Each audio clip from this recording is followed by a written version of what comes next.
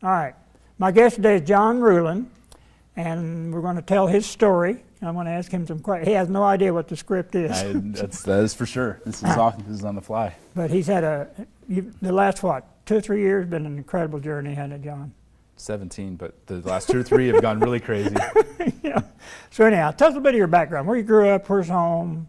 Yeah, so I'm not from St. Louis. So I'm not a St. Louis originally. I moved here about 8 years ago. My wife's family farms like 4,000 acres within a couple-hour drive of here. I'm from Ohio. I grew up doing one of the more sexy things on the planet. I milk goats every morning, so that was like 50-acre farm, 1-acre garden. We heat our house with wood, and so I went to go to school to make mom proud to be a doctor. I thought that's who made all the money. It was all the doctors. So went pre-med and was fortunate to be dating a girl at the time. Her dad was an attorney, and he was the kind of guy that would take 3-hour lunches, but every deal in town seemed to come his way. He owned the oil wells and banks and real estate, became Walmart, and I'm like, Paul, how did you, he had more deal flow than he can handle, and he was always giving things away. So I remember I pitched him an idea. I interned with Cutco, the knife company that's worked with, over the last 7 years, maybe 1.5 million college kids. And I was desperate. I was like, this guy is giving things away all the time. Maybe he would give away pocket knives. And all his clients are men. They're into hunting, whatever else. And so my life changed the day it was like a Sunday morning. I'm like, hey, Paul, I'm nervous. I'm sweating because I'm like pitching my girlfriend's dad knives. Like, this is kind of a weird thing in general. And he said, pocket knives are nice, John, but what about the paring knives? Could I engrave those? And I'm like, I'm thinking in my head, you're going to give grown men, like CEOs of multi-million-dollar companies, a kitchen item? Like, it's about as weird as it gets. I was like, Paul, I'll sell you as many paring knives as you want, but why? And he said, well, the reason I have more referrals than I can handle, more deal flow, and the reason my business has grown the way it has, almost kind of automatically, is I found that if you take care of the family in business, everything else seems to take care of itself. So that was that was 17 years ago. I was 20 years old. That was the lightning bolt kind of moment that, like, Paul understood relationships really well, that it really wasn't about the knife. It was about understanding the reciprocity and how to engage people and how to deepen relationships with not just the executive but his assistant. So that started the crazy journey. I dropped med school, and I mean, I could go into more detail, but that's kind of my background. Kind of a God wink. Yeah, it was like a God double wink. I mean, it was like it's like med school. Let's think about something else. Now, Cutco itself, where's it based, and tell us a bit about it. Yeah, so Cutco's kind of an underground company. They're a $250 million company that most people are like, oh, it's this little college student How many? Thing. $250 million. Okay. They've been around for almost 70 years. All the tools, all the knives. There's about 800 employees. So up in Olean, New York, about an hour and a half from Buffalo. So western, kind of the Allegheny Mountains there. Yeah. And up there, it's like the Cutco YMCA, the Cutco Theater. I mean, they're some of the most generous people on the planet, but they're really at a core level, they're engineers. But they have some of the best sales training on the planet. It's called Vector. It's kind of their college student internship division. Okay. And that's what I started with, which they have 24-year-olds running offices all over the country, probably 400 this summer alone.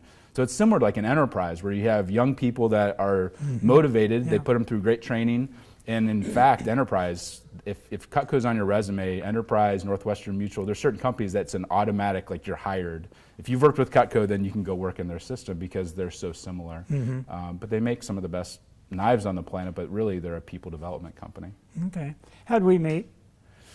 We met when I moved to St. Louis. A mutual friend of ours who I met in prison, Peter Stropel, we connected, and he's like, there's a guy in St. Louis you need to meet. And I said, Peter, if you tell me to go meet somebody, I'll meet him. Yeah. So he's like, you need to meet Tom and you need to meet Gary. And I'm like, I don't know who Tom is. I don't know what this Eagle thing is, but sure, I'll drive out to Lake St. Louis. I'm living in Edwardsville, so I drove across. I think we met at a Panera or whatever else, and said, you need to come to this Eagle Summit. I'm like, I'm new to St. Louis, I'll say yes.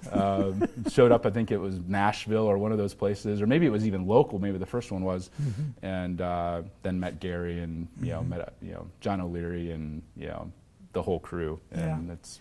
So, as I remember in the journey, this influencing company out of Columbia, Missouri had a pretty big influence on you, didn't it? Yeah. Tell us a little bit about that. Well, I think there's so much noise in business, that everybody's an entrepreneur or a thought leader or whatever else, but it still matters if you're published in Forbes or Inc. or Fast Company or whatever else, and getting into those publications is difficult. But there's a young entrepreneur, he's probably 32, who realized like those publications are starved for good content. Like they're, especially on the digital side, like every day they have to publish something new thousands of times over. So if you can serve up great content to them and say, and it's perfect for them, and you don't charge them for it, they're like, give me more. So he's now owns the largest content company in the US. They're like 20 fastest growing companies in St. Louis and one of the most promising companies named by Forbes in the entire country. But they have probably 100 employees, and they helped me, this little podunk kid from Ohio, like how do you stand out? Like you say you're a gifting expert, like people like fall asleep. Like how do you stand out and engage people? And so they took the thoughts I had around relationship building and referrals and these different topics that are buzzwords and helped me craft good articles that were my ideas.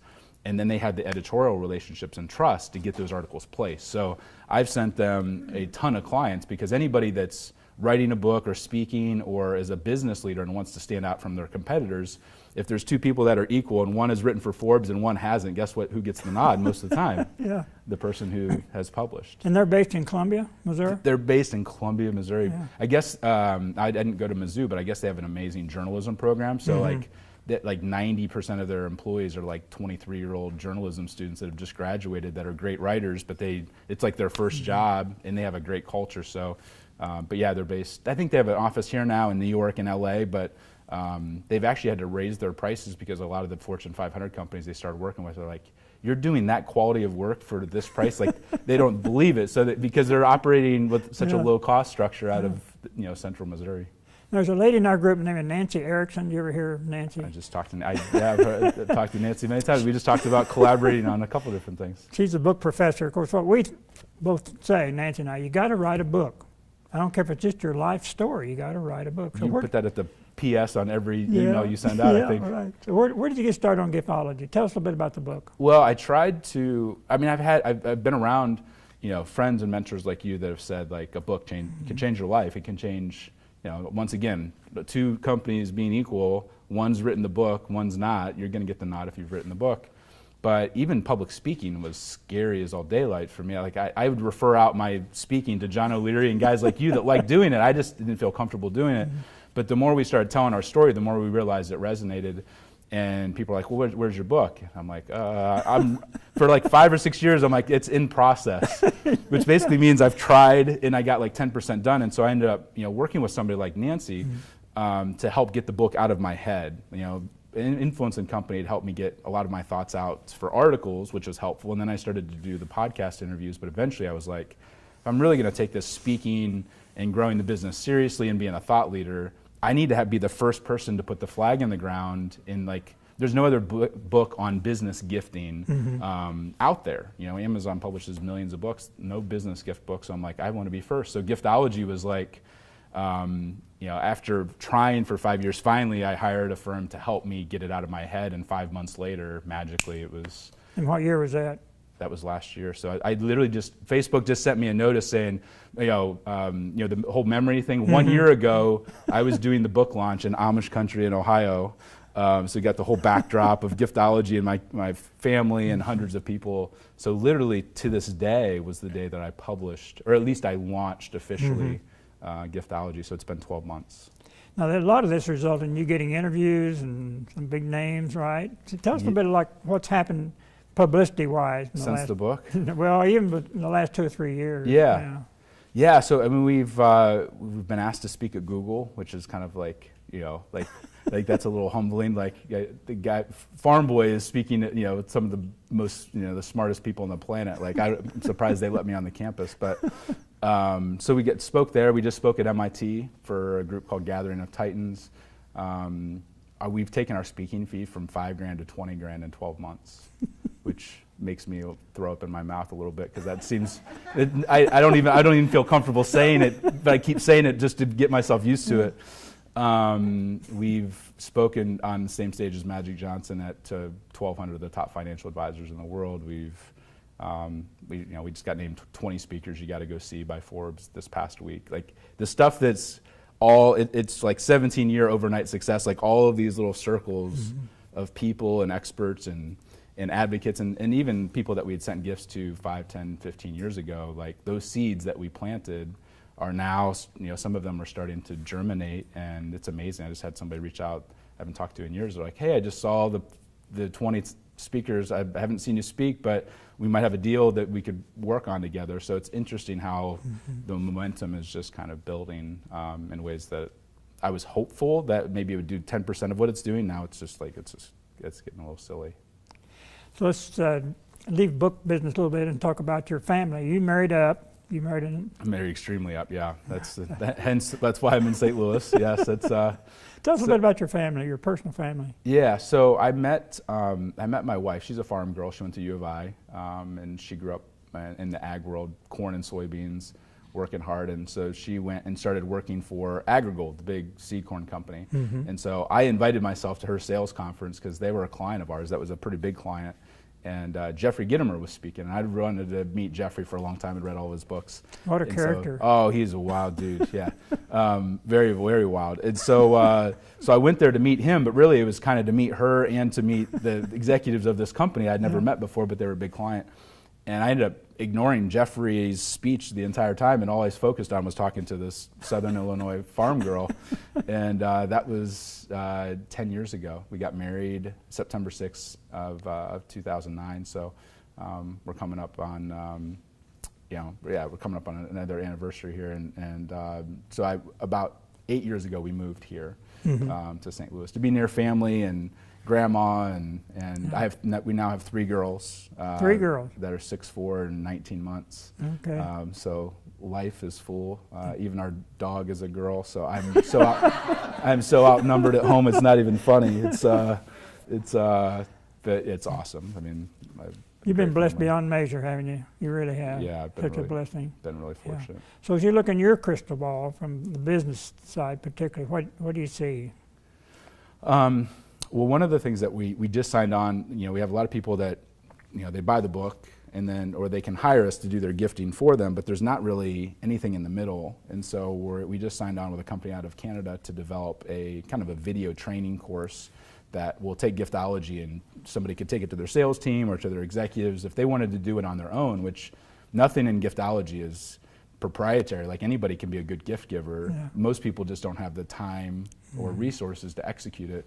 So if they want to do it on their own, we're developing this. It'll be like a $3,000 course that'll allow them, and that'll come out in Q1 of this year. But that'll scale me. Like, one of the reasons we keep raising the speaking fee is, I'm already traveling a ton, and so I don't want to travel any more than I already am. And so, and I want to say yes to the right opportunities. We just, and one of the things that we just booked, Conscious Capitalism, this fall with their CEO summit, and those are the kind of groups I want to speak to, because it's 225 of the top, like Southwest Airlines and Chick-fil-A, like those are the people we want to be in front of.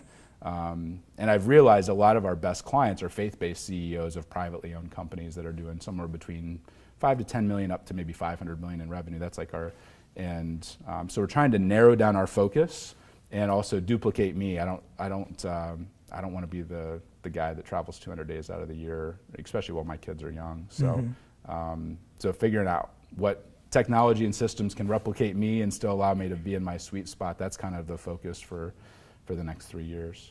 Is there anything in the book about your personal story? Yeah. I mean, I talk about my kind of faith story, and I talk about the engagement story where I almost died and the FBI was involved, and St. Louis Airport, that whole story's in there. Like I mean, it's a business book, but really, Dan Miller, who wrote 48 Days, he's one of Dave Ramsey's best friends, his wife got on the call with me and it's like, I want you to write giftology for spouses. This is what you talk about, everybody needs to incorporate. Everybody can be a better gift giver, showing gratitude to their, even their family. And so what started as a business book is kind of taking some interesting roads. And I told her I have no desire to write another book anytime soon. Like, there's not Giftology 2 coming out next year, but maybe someday there'll be Giftology for spouses. That's a whole nother can of worms to address. But Okay. So. What's the best way to get a hold of John, or you, or your material? Yeah. Is there a website? Yeah, they go to, there's 3 different sites. There's Okay. Giftology book, which is just about the book. Okay.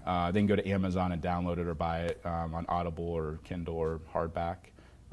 They can go to Ruhlin Group, which is my name, and then group.com, which is more like if you want to outsource your gifting, that's the kind of the consulting and execution. And then John Ruhlin is more like the blog and more thought leadership and more speaking side.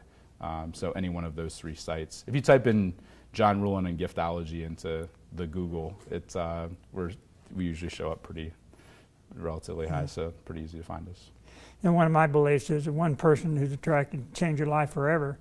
You were meeting with a guy at a hotel here in St. Louis about a year ago. You and I were going to get together. Yep. Brett Klein. Yep. And Brett and I just exchanged cards and shook hands, and then he left. He's now in our group and changing a lot of lives. An amazing story. It's just that a God wink and that kind of thing. Yeah, it's good to stack meetings with good people and start to get them to interact with. I mean, you do that as well as anybody I've ever seen. God bless you, John. Thanks for having me, Tom. Good job.